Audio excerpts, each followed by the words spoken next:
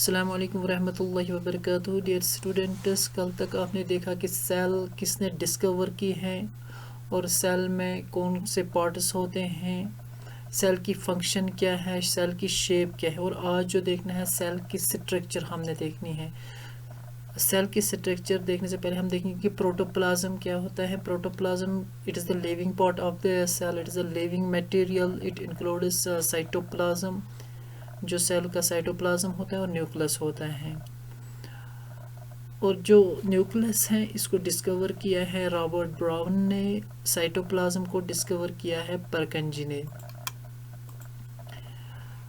Cell के बाहर से एक मेम्ब्रेन होता है। जब हम सेल ऑर्गेनेलीज पढ़ेंगे तो इसमें पहले हमने मेम्ब्रेन पढ़ना है। जो सेल का मेम्ब्रेन, सेल मेम्ब्रेन होता है, ये आउटर कवरिंग जो होती है सेल की, इसी को सेल मेम्ब्रेन कहते हैं। ये बहुत प्लांट सेल में भी होता है और एनिमल सेल में भी होता है। बहुत ही थिन होता है, पतला होता है, नरम होता है और सेमी परमेबल होता है कि जो इसमें से पास होता है मटेरियल अंदर से बाहर या बाहर से अंदर सेल में, वो जो चीज़ सेल के अंदर ज़रूरत होती है वही चीज़ पास होता है, उसी चीज़ को ये सेल मेम्ब्रेन पास होने देता है सेल के अंदर से। जो ये मेम्ब्रेन है ये लिपिड्स और प्रोटीन्स का बना हुआ होता है, जो सेल का मेम्ब्रेन है। अगर हम इसकी फंक्शन देखेंगे तो it provides shape to the cell, it provides support to the cell and exchange of material takes place through the cell membrane. इसके बाद अगर हम प्लांट सेल की बात करें, जो सेल मेम्ब्रेन ये दोनों में प्लांट सेल में भी होता है और एनिमल सेल में भी, लेकिन प्लांट सेल में एक और एक्स्ट्रा मेम्ब्रेन होता है, उसको हम सेल वॉल कहते हैं, जो सेल मेम्ब्रेन के बाहर से होता है, एक और कवरिंग जिसको सेल वॉल हम कहते हैं। और जो ये सेल वॉल होता है, जिस तरह ये सेल मेम्ब्रेन लिविंग पार्ट है, लेकिन यहाँ पे जो सेल वॉल है that is a dead material outside the cell membrane of the plant cell. ये सिर्फ प्लांट सेल में ही होता है। उसके बाद हम देखेंगे जो न्यूक्लियस सेल के अंदर जब हम देखेंगे तो वहाँ पे हमें साइटोप्लाज्म हमने देखा, उसके बाद न्यूक्लियस भी देखेंगे और सेल ऑर्गेनेलीज, ये सब। न्यूक्लियस जो होता है, न्यूक्लियस के बाहर से जिस तरह सेल मेम्ब्रेन है, इसी तरह न्यूक्लियस के बाहर से एक और मेम्ब्रेन है, इस मेम्ब्रेन को न्यूक्लियर मेम्ब्रेन कहते हैं। और जो न्यूक्लियर मेम्ब्रेन होता है इसके छोटे छोटे पोर्स होते हैं, जिन पोर्स से जो सुराख होते हैं इनसे मटेरियल एक्सचेंज होता है साइटोप्लाज्म और न्यूक्लियस के दरमियान। मटेरियल इसी से न्यूक्लियर मेम्ब्रेन से एक्सचेंज होता है। और जब न्यूक्लियस के अंदर हम देखते हैं तो वहाँ पर हम एक छोटा सा एक ओवल बॉडी हम वहाँ पे देखते हैं, जिसको हम न्यूक्लियोलस कहते हैं। या पहले हम न्यूक्लियोप्लाज्म देखेंगे। जिस तरह साइटोप्लाज्म है सेल में, इसी तरह न्यूक्लियस में न्यूक्लियोप्लाज्म है। It's a fluid like structure. जिस तरह साइटोप्लाज्म एक फ्लूइड लाइक स्ट्रक्चर है, इसी तरह न्यूक्लियोप्लाज्म भी एक फ्लूइड लाइक स्ट्रक्चर है। अच्छा, हमने देखा कि जो न्यूक्लियस में एक और अव्यूल बॉडी है, इसको न्यूक्लियोलस कहते हैं। जो न्यूक्लियोलस हैं इसमें प्रोटीन्स होते हैं और आरएनए होता है। और यहीं पे जो ये न्यूक्लियोलस हैं, यहीं पे राइबोसोम्स की फॉर्मेशन होती है। राइबोसोम्स इसी न्यूक्लियोलस में बनते हैं। बाकी जो न्यूक्लियर मटेरियल हैं, क्या होता है इसमें क्रोमोसोम्स होते हैं, और क्रोमोसोम्स डीएनए और प्रोटीन्स के बने होते हैं। और डीएनए पार्ट जो क्रोमोसोम का है उनको हम जीनस कहते हैं। और इन्हीं जीनस से ट्रांसफ़र होते हैं कैरेक्टर पेरेंट्स से ऑफस्प्रिंग्स तक। जो भी हेरिडिटी होती है पेरेंट्स में, वही चली जाती है, वही कैरेक्टर्स फिर ऑफस्प्रिंग्स में जाते हैं। लेकिन से जाते हैं यही डीएनए सेगमेंट, जो जीन होते हैं क्रोमोसोम्स पर, वही क्रोमोसोम्स फिर ये हेरिडिटी मटेरियल पेरेंट्स से ऑफस्प्रिंग्स तक ले जाते हैं। इसके बाद हम साइटोप्लाज्म देखेंगे, जो न्यूक्लियस के बाहर है और सेल मेम्ब्रेन के अंदर हैं। जो साइटोप्लाज्म है, मैंने आपको पहले ही कहा था, it is a fluid like structure, in this cell.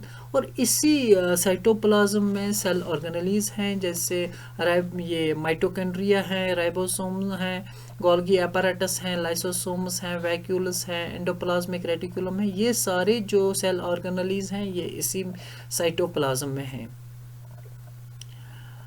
उसके बाद हम देखेंगे ये प्लास्टिड जो होते हैं प्लांट सेल में होता है, प्लास्टिड एनिमल सेल में नहीं होता है, क्योंकि प्लांट जो प्लास्टिड होता है इसके तीन किस्में होते हैं, थ्री टाइप्स होते हैं प्लास्ट। एक तो लीकोप्लास्ट होता है जो कलरलेस होता है, क्रोमोप्लास्ट होता है जो कलर्ड होता है, और क्लोरोप्लास्ट होता है जिसका कलर ग्रीन होता है।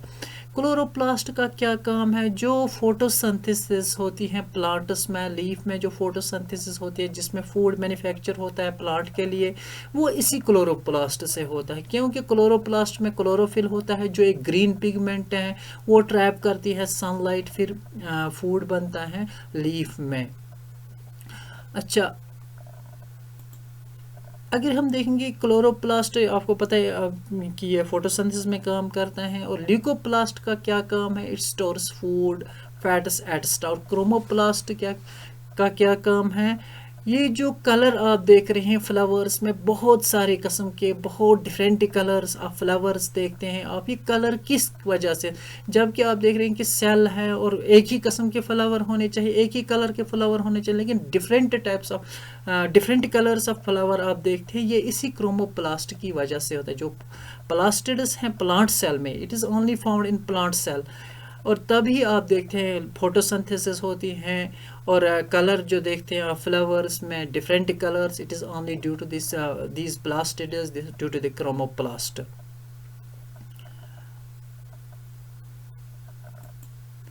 उसके बाद माइटोकॉन्ड्रिया देखेंगे। जो माइटोकॉन्ड्रिया आप साइटोप्लाज्म में देखेंगे सेल के, और माइटोकॉन्ड्रिया जो है ये डबल, इसका जो मेम्ब्रेन होता है डबल होता है, और जो आउटर मेम्ब्रेन होता है पोरस होता है, इसमें छोटे छोटे सुराख होते हैं। माइटोकॉन्ड्रिया का क्या काम है? ये एनर्जी देता है सेल को। It is called the power house of cell. ये जो एनर्जी देता है ये एटीपी मॉलिक्यूल की, जैसे हम कहेंगे कि एडेनोसिन ट्राइफॉस्फेट एक एनर्जी मॉलिक्यूल है, उसी फॉर्म में ये एनर्जी देता है सेल को, ताकि जो सेल मेटाबॉलिक एक्टिविटी करे एनर्जी की वजह से करते हैं। वो एनर्जी कहाँ से आती है? वो पावर हाउस बनाते हैं। पावर हाउस किसको कहते हैं? माइटोकॉन्ड्रिया को कहते हैं power house of the cell.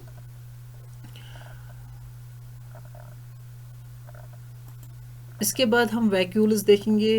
Vacuoles plant cell में भी होता है और एनिमल सेल में भी, लेकिन एनिमल सेल में अगर वैक्यूल होगा तो बहुत ही छोटा हो सकता है, लेकिन प्लांट सेल में बहुत बड़ा वैक्यूल होता है। Fluid flood membrane bound space are known as vacuole. In animal cell either they are absent और if present then small in size and are temporary. मैंने आपको कहा कि जो वैक्यूल होता है प्लांट सेल में होता है अच्छी तरह से, लेकिन जो एनिमल सेल में कभी एब्सेंट ही होता ही नहीं है, लेकिन अगर कभी होगा तो बिल्कुल साइज इसका छोटा होता है। In plant cell vacuoles are large and permanent. Outer membrane is called tonoplast and inflated with a fluid cell sap. ठीक है, आज इतना ही। इंशाल्लाह बाकी जो इसमें रह गया वो कल पढ़ेंगे। मुझे उम्मीद है कि आपको समझ में आया होगा। अस्सलाम वालेकुम।